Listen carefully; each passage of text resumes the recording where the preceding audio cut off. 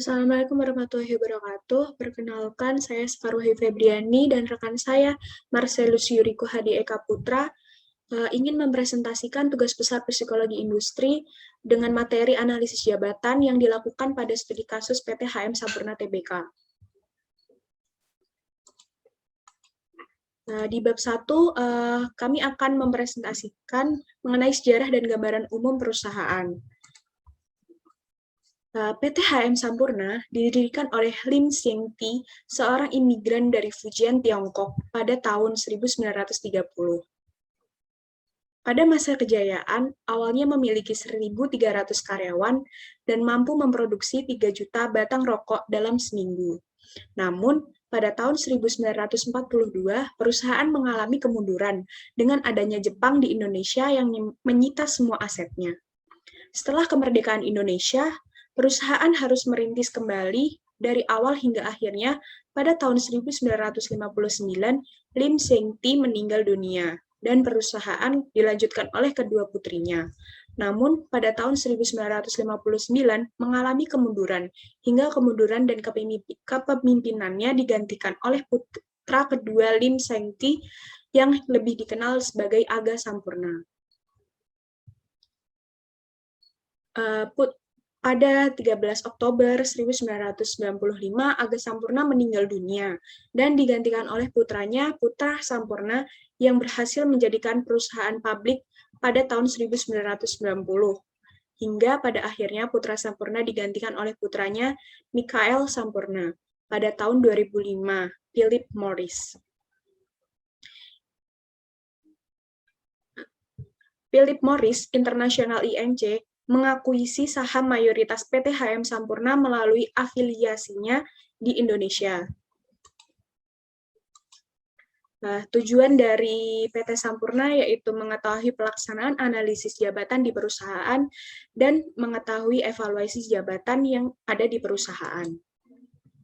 Lalu visi dari PT Sampurna Tbk ini yaitu menjadi perusahaan yang paling terkemuka di Indonesia.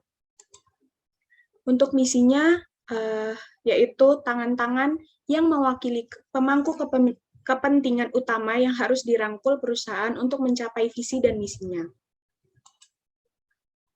Deskripsi geografis perusahaan, yaitu PT Sampurna memiliki 6 lokasi produksi yang terletak pada Pulau Jawa, yang lebih tepatnya di Sukero, Karawang, Malang, Keraksan, dan 2 pabrik di Surabaya.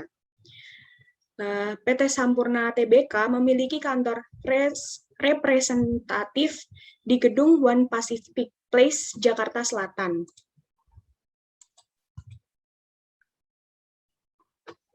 Pada bab 2, kita akan membahas tentang definisi-definisi analisis jabatan. Terdapat definisi analisis jabatan menurut ahli-ahli lain, seperti menurut Louis R. Gomez dan Meija Balking D. dan Candy Robert L. Analisis jabatan merupakan prosedur pengumpulan data yang sistematis tentang jabatan dalam organisasi secara khusus tentang tugas dan tanggung jawab dari jabatan itu. Menurut Profesor Dr. Komarudin, analisis jabatan merupakan proses untuk memperoleh segenap fakta jabatan yang berhubungan. Dan menurut Wirawan, analisis jabatan merupakan kegiatan mengumpulkan informasi yang berhubungan dengan jabatan secara sistematis dan teratur. Manfaat dari analisis jabatan yaitu memperoleh data yang berhubungan dengan pekerjaan tangan pertama yang solid tentang tugas tertentu yang terkait dengan pekerjaan tersebut. Lalu, identifikasi risiko terkait dengan tanggung jawab pekerjaan dan pengambilan keputusan yang lebih baik selama proses perekrutan dan perekrutan.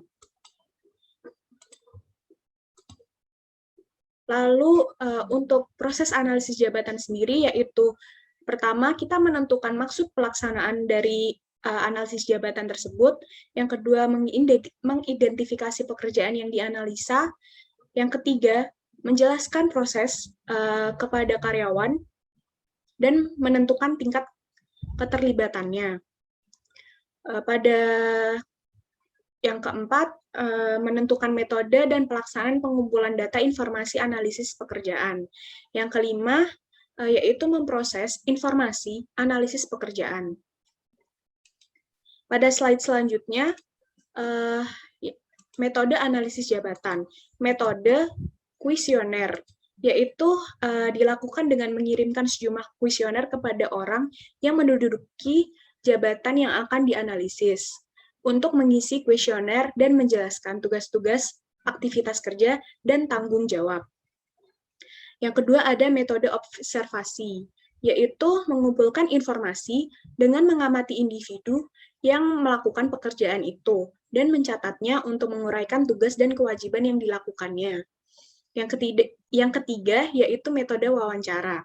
Metode ini dilakukan dengan pekerja diseleksi dan diwawancara secara langsung di tempat pekerjaan mereka atau mereka yang terkait langsung dengan pekerjaan yang dianalisis. Yang keempat yaitu metode logbook.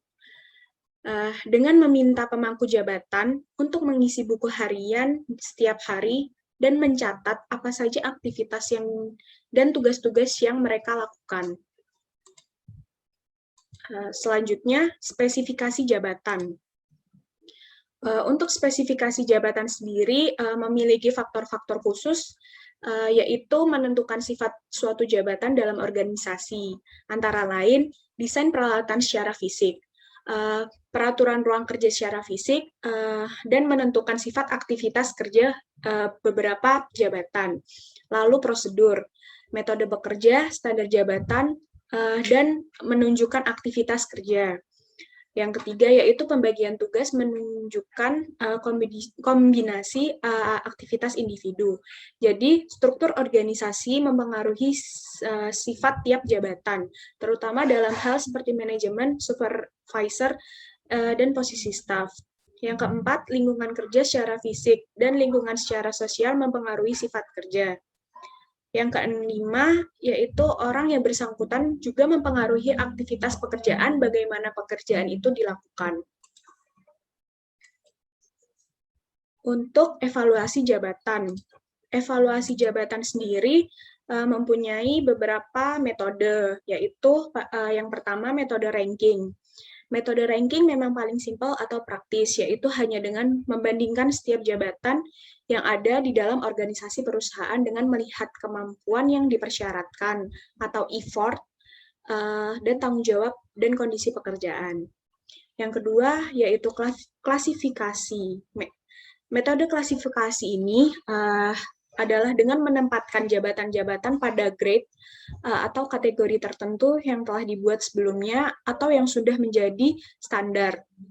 Kemudian dibandingkan apakah sudah sesuai atau tidak, dan proses tersebut dilakukan sampai betul-betul sesuai. Yang ketiga yaitu metode perbandingan.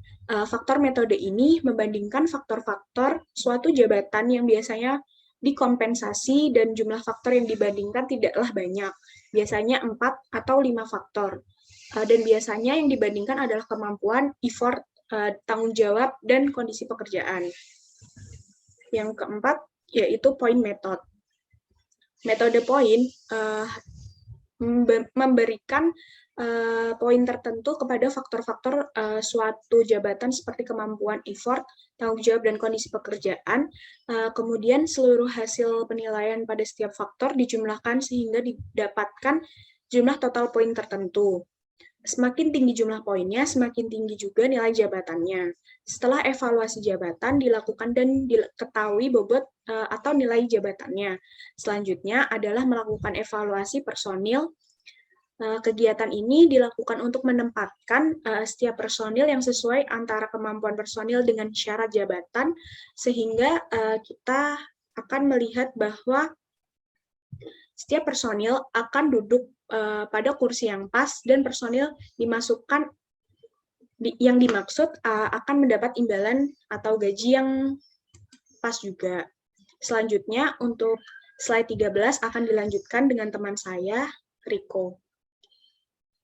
Pada bab 3 mengenai analisis jabatan di perusahaan, saya akan menjelaskan mengenai definisinya terlebih dahulu. Yang pertama adalah definisi organisasi perusahaan menurut Robbins dan Coulter.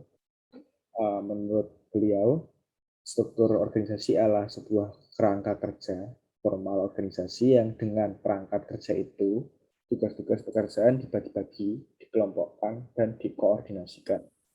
Kemudian ada definisi organisasi perusahaan yang lain menurut para ahli, yaitu Gibson.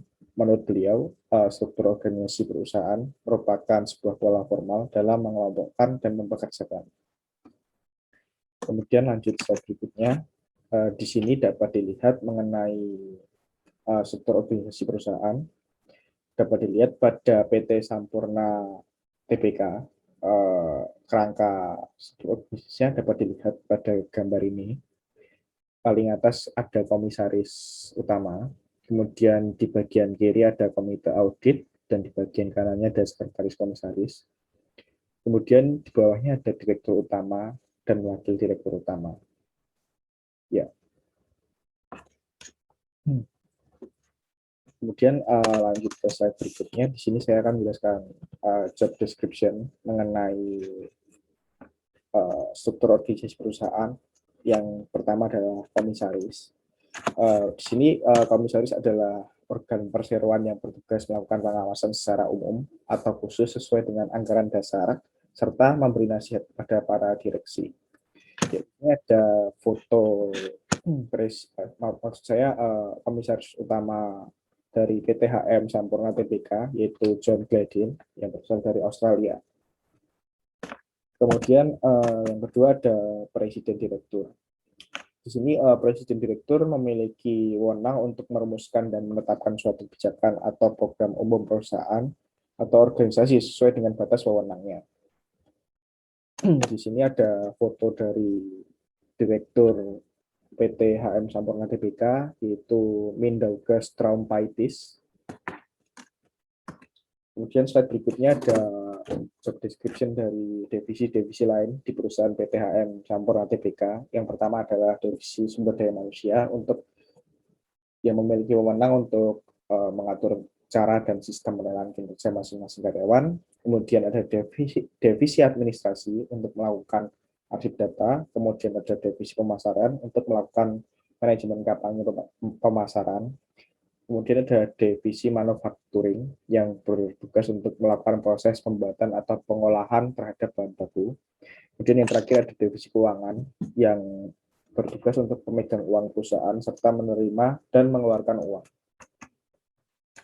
Baik, untuk slide berikutnya adalah analisis jabatan di perusahaan. Untuk analisis jabatan di perusahaan sendiri memiliki definisi, yaitu proses pengembangan keputusan yang menerjemahkan faktor tugas, manusia, teknologi menjadi sebuah desain pekerjaan menurut Gary Dessler tahun 1997. Kemudian ada juga menurut ahli yang lain, yaitu Sirait pada tahun 2006. Analisis jabatan merupakan proses untuk memperoleh informasi serinci mungkin mengenai fakta-fakta yang terjadi. Kemudian untuk slide berikutnya adalah pelaksanaan analisis jabatan. Jadi pada pelaksanaan analisis jabatan ini dibagi menjadi 3 bagian. Yang pertama adalah tahap persiapan dan perencanaan. Kemudian ada tahap pengumpulan data dan tahap pengolahan data. Selanjutnya setiap tahap pelaksanaan dijelaskan sebagai berikut. Jadi yang pertama ada tahap persiapan dan perencanaan. Tahap persiapan dan perencanaan ini ada dilakukan penegasan kembali struktur organisasi yang akan menjadi pegangan bagi proses selanjutnya, termasuk nama-nama jabatan dan tempatnya. Kemudian yang kedua ada tahap pengumpulan data. Tahap pengumpulan data ini, data jabatan dapat dilakukan dengan melalui beberapa cara metode observasi dan wawancara metode observasi. Kemudian yang terakhir adalah pengolahan data. Pengolahan data dapat dijelaskan di slide berikutnya. Kemudian untuk evaluasi di perusahaan, yang pertama, untuk setiap jabatan memegang teguh kunci kesuksesan di PT Sampurna itu dengan ketaatan terhadap prinsip-prinsip tata kelola perusahaan yang baik. Kemudian untuk yang kedua adalah program pelatihan diadakan secara berkala dan partisipasi karyawan dimonitor dengan ketat. Jadi karyawan di PT Sampurna di setiap jabatannya itu memiliki keaktifan yang tinggi, kemudian partisipasi karyawan tersebut dimonitor secara ketat oleh perusahaan. Yang ketiga, ada komunikasi dengan karyawan merupakan salah satu akses penting dari tata kelola perusahaan. Jadinya pada hubungan antara jabatan dengan satu yang lain itu memiliki kunci yang memiliki hubungan yang baik. Kemudian untuk kesimpulannya, berdasarkan data analisis jabatan di PT HM Sampurna Tbk, dapat disimpulkan bahwa analisa jabatan merupakan suatu kegiatan yang bertujuan untuk mengetahui kebutuhan, tugas, keterampilan untuk melakukan pekerjaan dalam suatu jabatan. Kemudian yang dapat menjadi panduan dalam bekerja, secara umum pemegang jabatan di PT HM Sampurna Tbk sudah memahami hasil analisis jabatan yang sudah ada berupa peta jabatan, uraian jabatan baik dari aspek perencanaan dan fungsi jabatan. Kemudian tujuan dari analisis jabatan ini adalah sebagai proses evaluasi jabatan untuk dapat menghasilkan job grading atau peringkat sebagai dasar perbaikan sistem. Kemudian yang terakhir ada saran. Diperlukannya pemahaman mengenai tanggung jawab suatu jawaban. Kemudian yang kedua, jalur komunikasi yang digunakan oleh PT HM Sampurna Tbk sudah banyak, namun kurang efektif dalam penyampaiannya. Kemudian yang ketiga, ada penempatan pegawai dapat disesuaikan dengan syarat dan kemampuan yang akan mengisi jabatannya. Yang keempat, ada dilakukannya pengembangan dan pelatihan berbasis kompetensi. Yang terakhir adalah memberikan pelatihan mengenai analisis jabatan sehingga meningkatkan kualitas SDM, sehingga dapat melakukan proses seleksi dan penempatan pegawai yang sesuai dengan keterampilan yang dibutuhkan. Yang artinya bahwa put the right man in the right place, prinsip yang digunakan itu. Baik, untuk presentasi kami dari kelompok 2 yang beroleh rekan saya dan Sekar. Saya Marcelo Sudipo dan Sekar. Selesai sudah presentasi dari kami. Kurang lebihnya mohon maaf, saya akhiri. Wassalamualaikum warahmatullahi wabarakatuh.